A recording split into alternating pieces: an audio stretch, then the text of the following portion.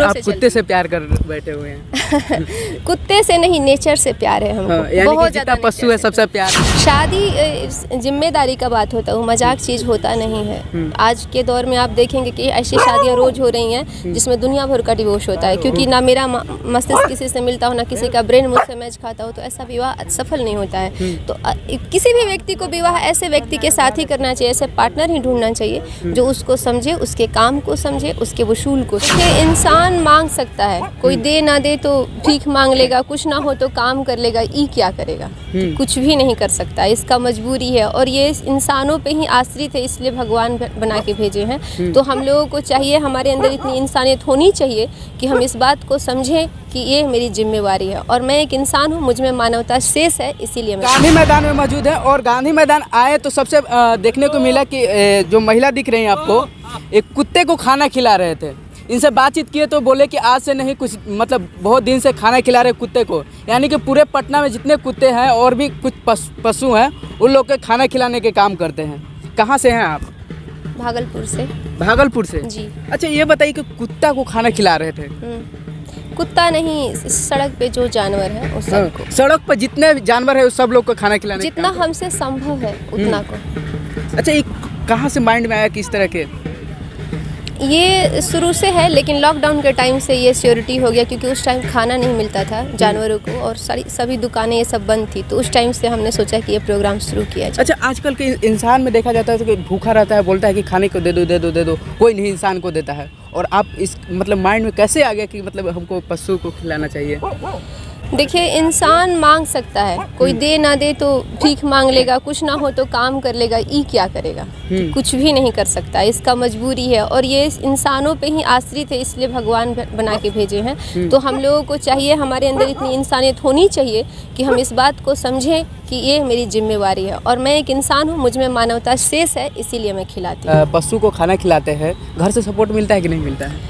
घर से तो बोलते होंगे। घर से सपोर्ट का मतलब ये है कि पैसा नहीं मिलता है, वो हम लोग इकट्ठा खुद करते हैं मेहनत करके। हम अच्छा, और हमारे वाले नहीं बोलते होंगे कि इस तरह के क्या कर रही हो, सब लोग पढ़ाई में ये कर रहा है वो कर रहा है और तुम ये सब काम कर रही हो? मैंने पढ़ाई लिखाई भी बेहतर किया हुआ है। और हाँ, पिताजी पहले थोड़ा कहते थे, लेकिन बाद में मैंने उनको समझाया तो कि हर आदमी सिर्फ कमाने खाने में ही लगेगा तो फिर ये काम कौन करेगा? ये सेवा है और ये ज़रूरी है। हम अच्छे से कमाएं। मैं कहाँ कहती हूँ कि बिना कमाए खिला पाऊंगी, कमाना भी है और सेवा भी करना है। अच्छा, आप क्या करते क्या हैं? मैं पढ़ाती हूँ और विमेन वेयर डिजाइनिंग का काम करती हूँ। महिलाओं के वैसे कपड़े जो डिजाइनिंग फैशनेबल हैं उन्हें बनाती हूँ। अच्छा, ये सब के खाने का खर्चा मतलब कहाँ से आता है? वही पढ़ाने के पैसे से आता है, डिजाइनिंग से। और ये हमारे पार्टनर हैं, 50% इनसे मेरा हेल्प है। अच्छा, आ जाइए आप भी सर, इधर आ जाइए। आप भी इनको सपोर्ट करते हैं? हाँ, हम भी सपोर्ट करते हैं, खिलाने में भी, व्यवस्था करने में भी, भोजन का व्यवस्था करने में भी। अच्छा, ये बताइए कि महीना का खर्चा कितना आ जाता होगा जब पूरा पशु को खिलाते हैं? तो 40 से 50 हज़ार रुपये। तो मतलब 48 से 50 हज़ार रुपया खर्चा कर देते हैं पशु को खिलाने में। तो मतलब बचता उचता तो नहीं होगा? जब जितना कमाते हो उससे ज़्यादा तो खर्चा हो जाता होगा आपका? इतना ही बचता है जितने से गुजारा हो जाए हम लोग का, बस उतना ही होता है, एक्स्ट्रा कुछ नहीं हो पाता है। लेकिन 48 से 50 हज़ार रुपया लग जाता है। 48 से 50 हज़ार लग जाता है। हाँ, ये लोग को डेली देके चिकन होता है, वो आता है। फिर पेडिग्री का जो बोरा होता है, मंथ में 7 बोरा लगता है, 20 kg वाला, जबकि थोड़ा थोड़ा ही देते हैं। संख्या बहुत ज़्यादा है, 560 गो डॉग है। 560 गो डॉग टोटल डॉग है। राजापुर से लेके बासघाट होते हुए डकमंगला तक, और फिर राजापुर से होके हड़ताली मोड़ होते हुए फिर देखे डकमंगला तक, बेली रोड होते हुए। उसमें एक बार गिनती किए थे हम लोग 5-6 महीना पहले, तो 560 को करीब में था।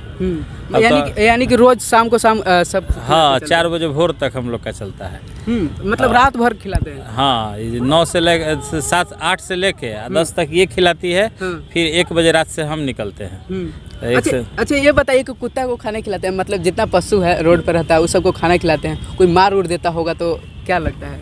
मतलब देखते होंगे कि कुत्ता को कहीं देख रहा है तो खाना खा रहा है तो उसको मार देता है, ये कर देता है, भगा देता तो है। पहले हम लोग पास पहुंचते हैं, रिक्वेस्ट करते हैं, हाथ भी जोड़ते हैं, कहते हैं भैया मत मारिए, समझाने की कोशिश करते हैं, समझ जाए तो और अच्छी बात है। एक दिन में ना तो 2-3 दिन में समझे, मार देता है तो सामने ट्रीटमेंट का शुरू करा देते हैं ताकि उनको लगे कि बहुत जन हमारे देखे होंगे, आप भी देखे होंगे कि रास्ते में चल रहा है, कुछ भी नहीं किया, उसको मार देता है। हाँ, तो ऐसे लोगों के साथ थोड़ा सख्ती भी से भी पेश आना पड़ता है। बच्चा कच्चा है तो थोड़ा डांट डपट कर दीजिए, बूढ़े बुजुर्ग हैं तो समझा बुझा दीजिए, और भी जो हम लोगों के हम उम्र लोग हैं वो तो नॉर्मली समझ जाते हैं। जो नहीं समझता है उसके साथ कभी कभी वाद विवाद भी होता है, ये कोई बड़ी बात नहीं है। अच्छा, कुत्ते ये सब को खिलाते हैं और मतलब शादी उदी के लिए आपका जब बात आता है तो बोले कि ऐसी लड़की से हमको शादी नहीं करना है, क्या मतलब?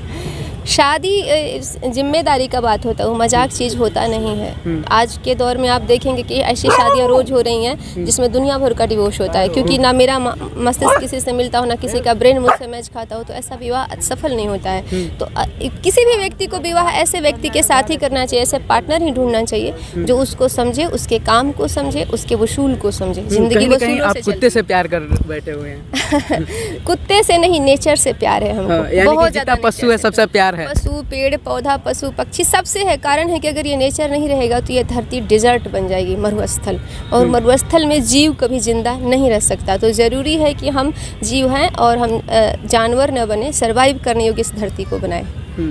तो अभी इनसे बातचीत की है, आपका क्या रहा है कमेंट बॉक्स में ज़रूर बताइएगा। नमस्कार, जय हिंद।